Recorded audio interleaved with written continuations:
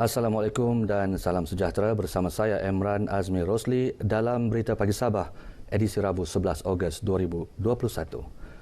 Lebih 1.12 juta atau 40.8% penduduk di Sabah telah menerima suntikan pertama vaksin COVID-19 sehingga kemarin, manakala 485,880 atau 17.6% penduduk lagi telah lengkap 2 dos vaksin. Dalam kenyataan Menteri Kerajaan Tempatan dan Perumahan Datuk Seri Panglima Masidi Manjun, usaha kini terus dibuat kerajaan untuk menambah kapasiti dan keupayaan pemberian suntikan vaksin COVID-19 melalui Jabatan Kesihatan Negeri Sabah JKNS dan pada masa sama memastikan bekalan vaksin sentiasa mencukupi. Dalam pada itu, Datuk Masidi berkata kontak rapat penyumbang utama kes harian semalam iaitu 749 kes. Masyarakat dirayu sekali lagi untuk terus patuh prosedur operasi standard SOP yang ditetapkan. Kes melibatkan kontak rapat bertunjuk bahawa ada dalam kalangan masyarakat masih lalai dalam pematuhan SOP. Semalam 12 kes kematian dilaporkan iaitu 5 di Tawau, 3 di Sandakan dan masing-masing 1 di Keningau, Telupit, Kota Kinabalu dan Tenom.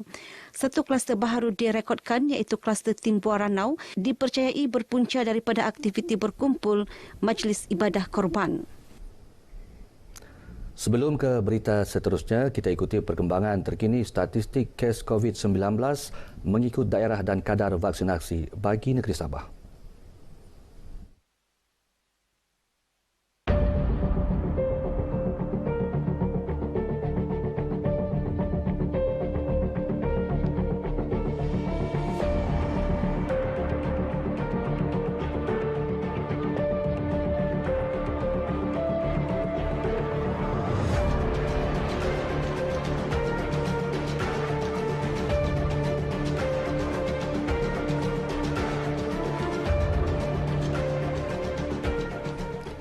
Penduduk yang telah mempunyai janji temu melalui pendaftaran vaksinasi COVID-19 secara terus dinasihati mengikut jadual vaksinasi masing-masing seperti yang telah ditetapkan. Langkah itu bagi mengelak lambakan kehadiran sekaligus mengelak perkumpulan ramai. Menteri Tugas-Tugas Khas Datuk Muhammad Arifin Muhammad Arif berkata, penjadualan vaksinasi harus dipatuhi selain SOP ditetapkan bagi mengelak penularan jangkitan pandemik. Ini akan memastikan pemvaksinan penerima mengikut peraturan. Karena kita bukan saja untuk mempercepatkan immunity kelompok ini, tetapi juga kita mesti mengelak perkara-perkara yang boleh mendatangkan tersebarnya virus ini. Beliau berkata demikian ketika ditemui pemberita di Kota Kinabalu.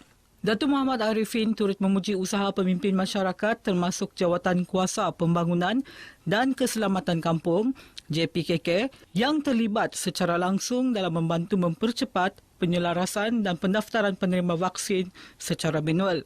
Berdasarkan kejayaan tersebut, beliau berharap usaha pemberian vaksin secara terus dapat dipertingkat khususnya di kawasan pedalaman. Kesedaran penduduk dalam kawasan Dewan Undangan Negeri Dun Pantai Manis untuk mendapatkan vaksin COVID-19 semakin meningkat. Ia dapat dilihat menerusi program pemberian vaksin rakyat prihatin, outreach imunisasi COVID-19, anjuran Sedafiat Sendirian Berhad dengan pelbagai agensi yang berjaya memberi suntikan vaksin dos pertama kepada 1,830 penerima setakat semalam. Alhamdulillah pada hari ini apa yang saya perhatikan tadi program berjalan dengan baik dan teratur dan harapan saya ia akan berjalan teruslah hingga ke petang dan hingga ke esok hari. Beliau ditemui media ketika melawat program berkenaan di Sekolah Kebangsaan SK Pantai Manis Papar. Sementara itu, Ketua Pegawai Eksekutif Sedafiat Sendirian Berhad, Datuk Awang Butaman Awang Mahmun memaklumkan pemberian suntikan dos kedua program vaksinasi ini akan diteruskan di lokasi sama. Lebih ramai masyarakat keluar untuk mendapatkan vaksin ini dan ini sangat penting bagi kita mewujudkan immunity kelompok dengan harapan dengan pertambahan peratusan rakyat mendapat immunity kelompok ini. Dalam pada itu, penerima vaksin mengakui manfaat suntikan vaksin bagi mengurangkan risiko jangkitan COVID-19. Kita tahu itulah untuk supaya kita ni tak terlampau teruk kalau kena COVID. Sebab dia bukannya orang bilang suntik terus clear kan. Kurang-kurangnya tak terlampau teruk lah. Tidak apa-apa juga, okey. Cuma tadi takut, yalah, sangkaan tu jarum tu panjang. Rupa-rupanya okey jugalah. Alhamdulillah, jangan takutlah. Takut dia baiklah untuk kita, untuk akan datang generasi kita. Program selama 3 hari ini melibatkan vaksinasi penduduk di 5 kampung dalam kawasan Dun Pantai Manis. Penguatkuasaan bersepadu yang diketuai Eastern Sabah Security Command ESCOM di JT Custom, Immigration dan Kuarantin CIQ Lama Tawau mampu meningkatkan lagi pengawasan kemasukan individu atau barangan keluar masuk dari Pulau Sebatik ke Tanah Besar. Ia sekaligus mengekang penularan wabak COVID-19 ke Tanah Besar daerah itu.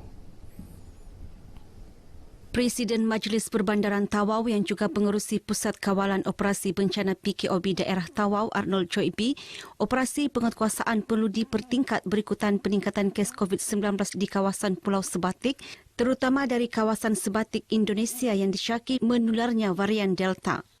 Ini adalah antara pendekatan kita untuk meningkatkan lagi lah pengawasan kemasukan daripada Pulau Sebatik ke Tanah Besar kita. Kita risau bahawa kita banyak kes kita yang berlaku sudah gejala-gejala di Pulau Sebatik lah. Jadi itu merupakan kerisauan kami di PKOB. Arnold berkata demikian kepada pemberita semasa turut serta dalam lawatan Komander ESCOM ke CIQ Lama Tawau. Beliau juga meminta penduduk daerah Tawau khususnya di kawasan Pulau Sebatik terus patuh SOP yang ditetapkan. Pada masa sama, beliau juga mahu program vaksinasi di daerah ini terus diperhebat demi mencapai imuniti kelompok. Sebanyak 79 bakul makanan diagih kepada penduduk sekitar Kota Belud yang terjejas akibat pandemik COVID-19 melalui program Op Bantu Fasa ketiga Ibu Pejabat Polis Daerah IPD Kota Belud. Daripada jumlah itu, 47 bakul makanan diagihkan kepada penduduk terpilih di Kampung Lahanas Atas dan Lahanas Siba Kota Belud yang disampaikan Timbalan Pesuruhjaya Polis Sabah, Datuk Mazli Mazlan. Ketika ditemui pemberita selepas program penyerahan bantuan ini, Datuk Mazli memberitahu pihak polis bekerjasama dengan pemimpin masyarakat kampung bagi mengesan keluarga yang benar-benar memerlukan.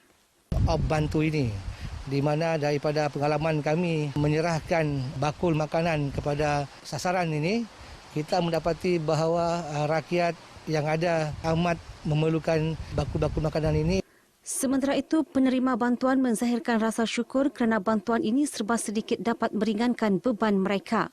Saya kau aku sebab dat harahat nakarikata membantu di bahagian dat nakarikata banyak lah. Konsekau dat agigina lah bagi pihak membantu tidak ada banyak. Da konsekau dak ada bantuan kerajaan bahagian dat polis hai kami andat hara bantuan na pinatahak tantak kata dawaina. Kenangan dan pengalaman sebagai atlet tamasya sukan berprestij dunia Olimpik Melbourne 1956 iaitu 65 tahun lalu pasti tidak dilupakan empunya diri Datuk Siom Diau. Beliau menjejakkan kaki ke sukan Olimpik sebelum tanah Melayu mencapai kemerdekaan daripada jajahan koloni British. Laporan Serina Olivia Chong mengimbas kegemilangan itu. Datuk Siom yang berusia 21 tahun ketika itu bersama seorang lagi anak jati Sabah berasal dari Tambunan iaitu mendiang Datuk Gabu Piging telah mewakili Sabah atau ketika itu dikenali sebagai North Borneo dalam sukan lompat kijam. Berada di negara asing selama hampir sebulan untuk tamasya tersebut, anak jati Sabah berasal dari Kota Belud lahir pada 13 Oktober 1935 menceritakan pengalaman itu kepada saya. Menyifatkannya pengalaman emas, segala memori umpama menerpa kembali, menggamit ruang masa dan perasaan beliau ketika memperincikan kenangan itu. Dulu memang masih kurang, tapi sekarang perkembangannya sudah cukup baiklah, kerana alat-alatnya lengkap. Tempat sekarang dulu mana ada alat-alatnya.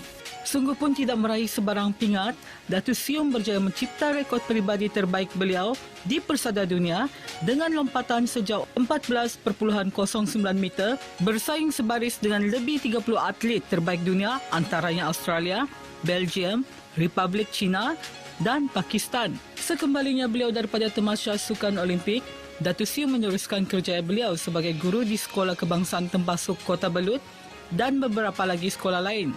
Kami juga sempat mendengar perkongsian Datuk Sium yang merupakan anak bongsu daripada 5 beradik mengimbas balik kehidupan di era Jepun.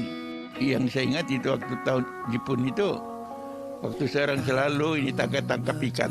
Tangkap ikan kadang-kadang itu kapal terbang yang British punya keserang panggil kapal 2 badan.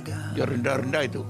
Apabila dia sudah sampai, tengok bawah, serang tunduklah bawah tinggi. Kami proud and then set an example to kami punya sepupu-sepupu lah. Macam anak-anak dorang kan, kalau ada yang ikut sukan tu, contohlah yang ikut sukan dia bukan triple jumper lah. Wah ini mesti ikut macam nenek dorang lah ni. Inilah cerita perjuangan jati kampung orang biasa dengan pencapaian luar biasa. Punyai semangat patriotik yang subur selama berdekad, lebih-lebih lagi menjelang Hari Kebangsaan. Sungguh pun situasi terkini membataskan sebarang aktiviti. Beliau yakin masyarakat harus terus memperkukuhkan ikrar bersatu padu menggalas amanat, membantu pihak kerajaan dalam apa jua proses agar akan kembali hidup seperti biasa. Hanya berbekalkan semangat wajah untuk mewakili kampung halaman dan negeri sendiri ketika itu, Datuk Sium berjaya melangkahkan kaki sehingga ke Melbourne Olympic 1996. Kita sebagai generasi muda seharusnya mencontohi semangat wajah patriotik Datuk Sium pada hari ini. Selamat Hari Kebangsaan kepada seluruh rakyat Malaysia. Serina Luvia Chong untuk RTM.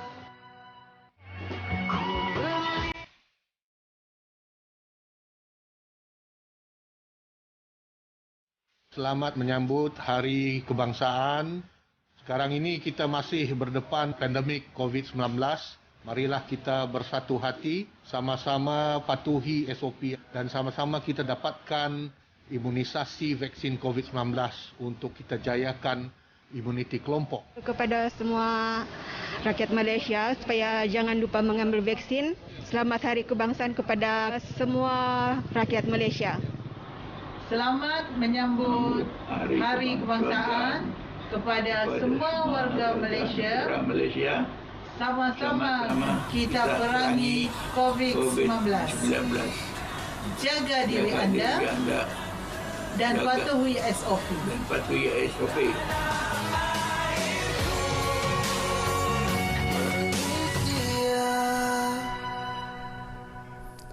Baik saudara, sekian berita Pagi Sabah kali ini. Tepati janji temu vaksinasi anda bersama-sama jayakan sasaran imuniti kelompok negara. Saya Emran Azmi Rosli, salam hormat.